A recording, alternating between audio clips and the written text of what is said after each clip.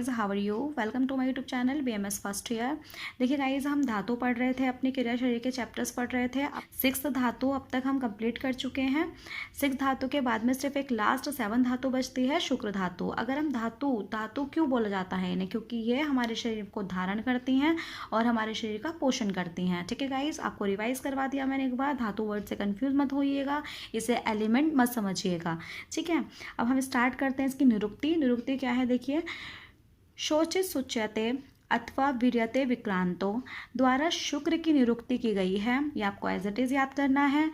शुच धातु में रक प्रत्यय होकर शुक शब्द बनता है। अगर हम इसकी उत्पत्ति की बात करें तो अष्टांग हृदय में भी इधर रखा है कि जो शुक्र की उत्पत्ति होती है वो मज्जा धातु से होती है। ठीक है गाइस, अब इसको देखो, यहाँ पे लिखा है शुक्र निर्माण अंश। ये कहाँ से आए, जब मैंने आपको मज्जा धातु पढ़ाई थी वहाँ से ये अंश आए हैं। उसके ऊपर शुक्र अग्नि की क्रिया होती है, सार बनता है, प्रसाद बनता है। दोनों ये एक ही चीज़ है, सार बोल दो या प्रसाद बोल दो। ठीक है, मल बनता है या फिर किट, दोनों में से कुछ भी बोल सकते हैं हम, यानी कि सार बनता है और मल बनता है। अगर सार, अब क्या होगा आगे जाकर, सार जो है 2 पार्ट में डिवाइड हो जाता है, स्थूल के अंदर और सूक्ष्म के अंदर। जो स्थूल होता है वो क्या करता है, शुक्र की उत्पत्ति करता है, यानी कि शुक्र का फॉर्मेशन हो जाता है यहाँ पे स्पर्म का। ठीक है, सूक्ष्म जो करेगा वो उपधातु बनाता है, लेकिन यहाँ पर डैश लगा रखा है मैंने, इसका मतलब क्या है, शुक्र की कोई उपधातु नहीं होती।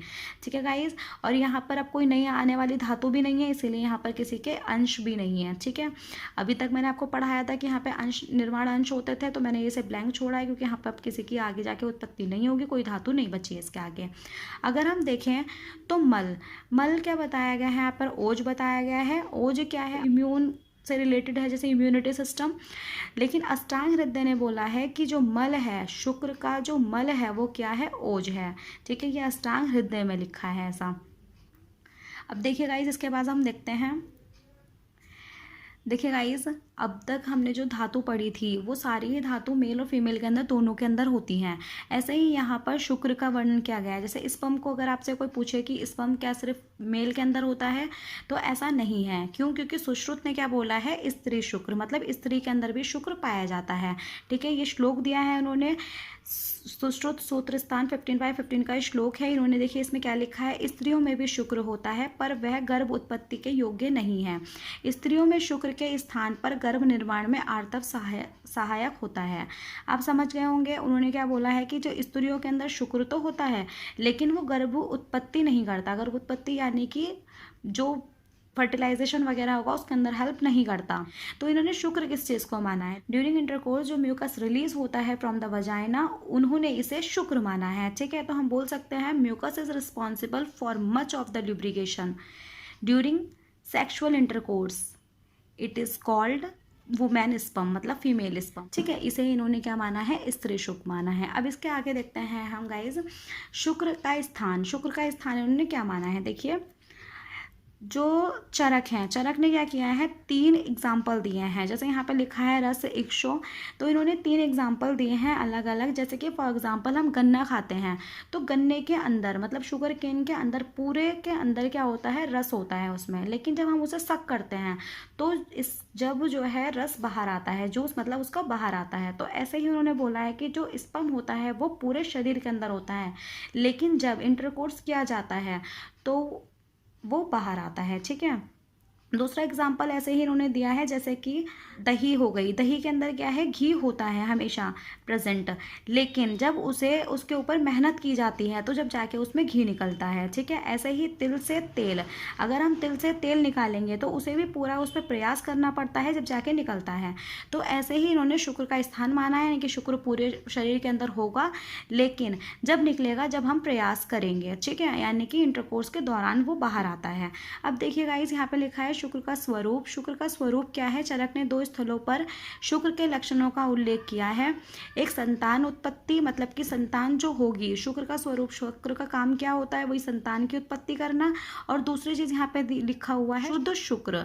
शुद्ध शुक्र क्या है, अब ये देखिए, जो शुक्र गाढ़ा मधुर रस युक्त स्निग्ध अविस्त्रगंधी गुरु पिछिल वर्ण में शुक्ल तथा स्त्राव के समय बहुमात्रा में रक्तवित होता है। मतलब कि बोला गया है जो शुक्र गाढ़ा होगा, मधुर होगा, स्निग्ध होगा, गुरु होगा और अवित्र गंधी होगा, पिछिल वर्ण के शुक्ल वाला होगा और स्त्राव के टाइम मतलब जब इंटरकोर्स हो उसके बाद में ये जो ज़्यादा मात्रा में निकले उसे क्या बोला गया है, शुद्ध शुक्र माना है इन्होंने। ठीक है गाइज। देखिए गाइज, इसके बाद देखते हैं हम शुक्र प्रवृत्ति के 8 कारण। ये 8 कारण माने हैं, ये सहायक कारण है। अगर हम चरक के अकॉर्डिंग देखें तो चरक ने जो है स्त्री संयोग को मतलब स्त्री के संयोग को ही इन्होंने बहुत बड़ा कारण माना है शुक्र के निकलने का, कि अगर स्त्री से संयोग होता है तो स्पर्म जो है बाहर आ जाता है। ठीक है, लेकिन 8 कारण जो है वो सहायक कारण है, वो कौन से हैं वो देखते हैं हम। हर्ष, स्त्री की इच्छा, वीर्य की अस्थिरता, पिछलता, वीर्य की गुरुता, वीर्य का सूक्ष्म होना, बाहर निकलने का स्वभाव होना, शुक्र का प्रेरणा प्रदान करने वाली वायु का दूत्रगामी होना, ये सब जो है 8 कारण माने हैं, सहायक कारण माने हैं। ठीक है गाइज। अब इसके बाद देखते हैं शुक्र वह स्रोतस।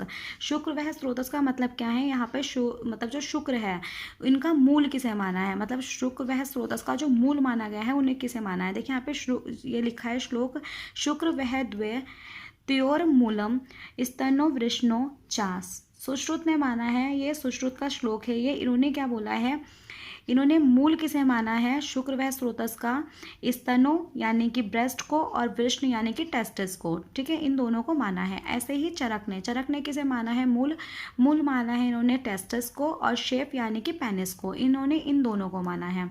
आपको ये बात याद रखनी है गाइज। वैसे अगर हम इसकी बात करें कि जो स्पर्म होता है, स्पर्म की फॉर्मेशन जहाँ होती है वो कहाँ पर होगी, टेस्टिस के अंदर होती है। टेस्टिस कहाँ प्रेजेंट होते हैं, वो स्क्रोटम के अंदर प्रेजेंट होते हैं। और जो बाहर आती हैं लेकर उसे, जो मतलब नालिकाएं होती हैं वो कौन कौन सी होती हैं, जैसे कि एपिडिडाइमिस हो गया और वास डिफरेंस हो गया, वासाई फ्रेंशिया हो गया, ये सब चीज़ें जो हैं जो स्पर्म को बाहर लेकर आ रही हैं। और स्पर्म बनता कहाँ पर है, वो बनता है टेस्टिस के अंदर और निकलता किसके थ्रू है, पेनिस के थ्रू बाहर आ जाता है। ठीक है गाइस, ये चीज़ें आपको याद रखनी है। अब हम इसके बाद में देखते हैं शुक्र का पंचभौतिक संगठन। अगर पंचभौतिक संगठन की बात करें तो चक्रपाणी और दलहन्य दोनों ने ही क्या बोला है कि जल महाभूत की प्रधानता इसके अंदर होती है। देखिए गाइज, अब देखते हैं हम शुक्र धातु का प्रमाण। शुक्र धातु का प्रमाण क्या है, ये आपको सर ने पढ़ाया है सेपरेट वीडियो में, आप जाके देख सकते हो। उन्होंने बहुत अच्छी ट्रिक भी बताई है वहाँ पर याद करने की। तो शुक्र का जो प्रमाण होता है वो आधा अंजलि बताया है।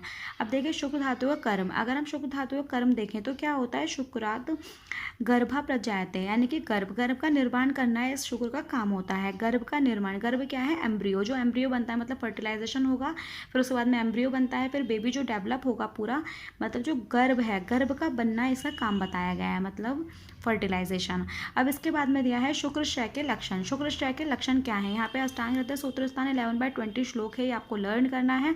देखिए अगर शुक्र की कमी हो जाती है तो क्या होगा, मैथुन में शुक्र का विलंब से स्खलित होना अथवा शुक्र के स्थान पर रक्त बाहर निकलता है, वृषण में वेदना, शेषण में धुआं निकलना प्रतीक होता है।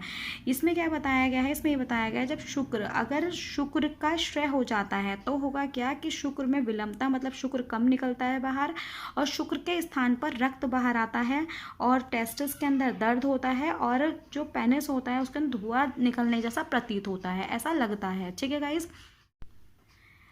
देखिए गाइस, इसके बाद देखते हैं हम शुक्र वृद्धि के लक्षण। जिसके अंदर शुक्र की वृद्धि होगी उसके ऐसे लक्षण होंगे, वह मिथुन की अधिक कामना तथा शुक्र अश्मीर उत्पन्न करता है। जब किसी के अंदर शुक्र की वृद्धि होगी तो क्या होगा, वो मिथुन मतलब सेक्सुअल कॉन्टैक्ट की ज़्यादा कामना करने लगते हैं, उनके अंदर शुक्र अश्मीरी भी उत्पन्न हो सकती है। यह अष्टांग हृदय सूत्र स्थान 11/12 का श्लोक है, इसे आपको लर्न करना है। अब हम देखते हैं शुक्र सार पुरुष के लक्षण। जो शुक्र सार होगा, पुरुष होगा, उसके अंदर कैसे लक्षण पाए जाते हैं। देखिए वो पुरुष जो होगा स्निग्ध होगा, ठोस शरीर वाला होता है, श्वेत नख होते हैं, उसके दंत अस्थिर अस्थि वाले होते हैं, बहुकामी तथा बहुसंतान वाले होते हैं। वो बहुकामी होंगे और उनकी ज़्यादा संतान होती हैं। ठीक है गाइज। अब देखिए गाइज, आज हमारा जो चैप्टर है पूरा मतलब ख़त्म हो चुका है और इसके साथ मतलब जो हमारी धातु थी वो भी कंप्लीट हो चुकी है। रस, रक्त, मांस, मेद, अस्थि, मज्जा, शुक्र, आज हमारी कंप्लीट हो चुकी हैं। अगर आपको कोई भी क्वेरी है तो आप मुझसे कमेंट बॉक्स में लिखकर पूछ सकते हैं। अगर आपको कोई और चैप्टर पढ़ना है तो वो भी मुझे